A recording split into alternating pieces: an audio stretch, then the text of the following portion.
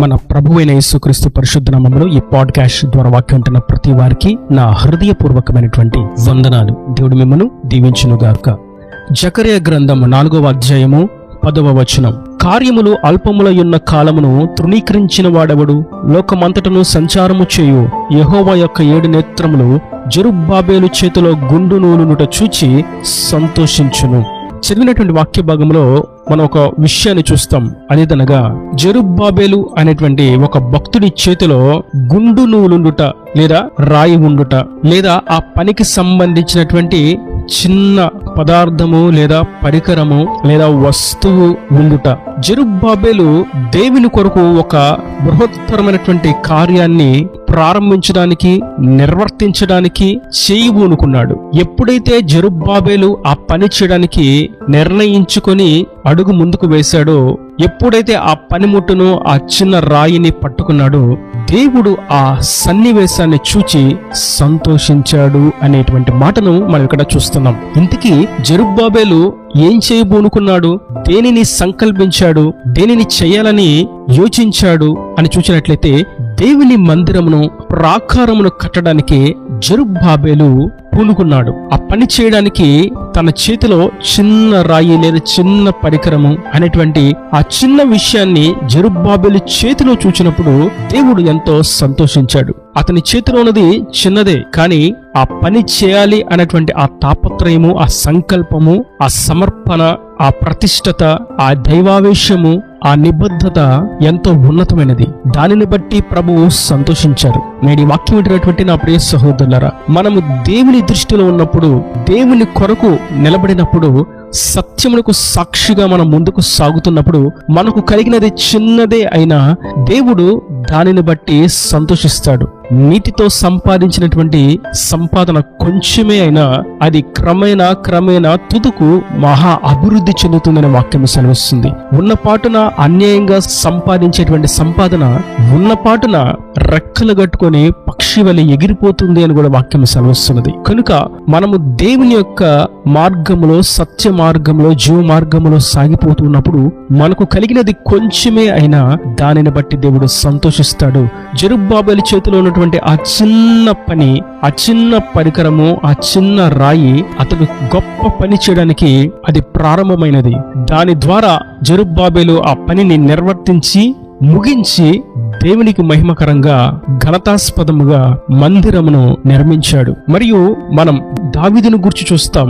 సమూయేలు మొదటి గ్రంథం 17వ అధ్యాయము 48వ వచనం. ఆ ఫిలిష్తీయుడు లేచి దావీదును కలియుటకై అతనికి ఎదురుపోగా దావీదు వానిని ఎదుర్కొనుటకు సైన్యము తట్టు త్వరగా పరిగెత్తిపోయి తన సంచిలో చెయ్యి వేసి అందులో నుండి రాయి ఒకటి తీసి ఒడిసెలతో విసిరి ఆ ఫిలిష్తీయుని నుదుట కొట్టెను. ఆ రాయి వాణ్ణి నుదురు చొచ్చినందున వాడు నేలను బోర్ల పడెను. ఇక్కడ మనం చూస్తున్నాం, దావీదు చేతిలో కూడా ఒక చిన్న పరికరము, చిన్న పదార్థము, చిన్న వస్తువు, చిన్న రాయి ఉన్నది. దానిని బట్టి ఫిలిష్తీయుని అనగా శత్రువుని సులువుగా ఓడించగలిగాడు. అతని చేతిలో ఉన్నది చిన్నదే, కానీ శత్రువును సైతం భయపెట్టగలిగింది, శత్రువును సైతం ఓడించగలిగినది, శత్రువును సైతం నశింపచేయగలిగినది. అంత శక్తివంతమైనది అతని చేతిలో ఉన్నది. నేటి వాక్యం వింటున్నటువంటి నా ప్రియ సహోదరులారా, దావీదు చేతిలో ఉన్నటువంటి రాయి శత్రువును ఓడించడానికి ఉపయోగపడింది. జెరుబ్బాబెలు చేతిలో ఉన్నటువంటి ఆ నూలుగుండు, చిన్న రాయి దేవుని మందిరమును కట్టడానికి పునాదిగా ఉన్నది. నేడు మనము సైతం దేవుని పని చేయడానికి, దేవుని మందిరమును కట్టడానికి, దేవుని రాజ్య వ్యాప్తి కొరకు, దేవుని ఉద్దేశానుసారంగా, దేవుని ఆజ్ఞానుసారంగా జీవించడానికి మనకున్నటువంటి ఈ చిన్న జీవితాన్ని, మనకున్నటువంటి ఈ కొంచెం సమయాన్ని మనం ప్రతిష్ఠించి చిన్న పని చేయడానికి అడుగు ముందుకు వేసినప్పుడు అది దేవుని దృష్టిలో ఎంతో విలువైనటువంటి ఘనమైన కార్యముగా ఎంచబడుతుంది. దాని ద్వారా దీవెనలు మెండుగా కలుగుతాయి. మరియు మన చేతిలో ఉన్నటువంటి ఈ చిన్న ప్రార్థన, కొంచెము విశ్వాసము, ఉపవాస ప్రార్థన, కన్నీటి ప్రార్థన, వాక్య ధ్యానము అనేటువంటి కొంచెము దేవుని కొరకు ప్రతిష్ఠించి దేవుని సన్నిధిలో గడిపి దానిలో ఉన్నటువంటి శక్తిని మనం పొందుకున్నట్లయితే అపవాది అయినటువంటి సాతానును మనం సులువుగా ఓడించగలుగుతాం. నేను వాక్యం వింటున్నటువంటి నా ప్రియ సహోదరులారా, ఇప్పుడు మనం యోచించవలసినది, మనం గమనించవలసింది ఒకటే. మన చేతిలో ఏమున్నది? వాక్యము మన చేతిలో ఉన్నది, సమయం మన చేతిలో ఉన్నది, మన జీవితం, మనం చేసేటువంటి క్రియలు మన చేతిలో ఉన్నవి. వాక్యాన్ని చదవడానికి, ప్రార్థించడానికి, సహాయము చేయడానికి, మందిరమునకు చేరడానికి, ఆయనను గణపరచడానికి, స్తుతించడానికి, స్వార్థను ప్రకటించడానికి ఆయన మన చేతుల్లో ఉంచినటువంటి ఈ అమూల్యమైనటువంటి సొత్తును మనం ఆయన కొరకు ఉపయోగించినట్లయితే దాని ద్వారా గొప్ప బహుమానమును, కిరీటమును, మెప్పును ఆయన మనకు కలుగు చేస్తాడు. శత్రువును ఓడించాలి అన్నా,